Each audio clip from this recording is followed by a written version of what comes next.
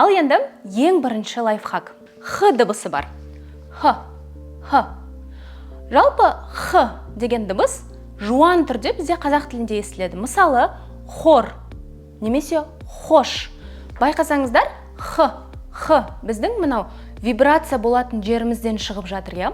Ал ағылшын тілінде бұл х кішкене тереңірек шығады.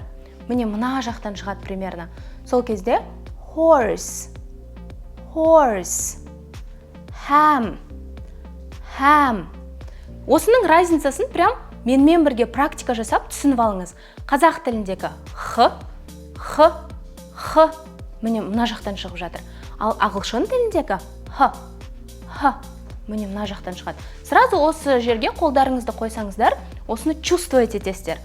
Horse, ham.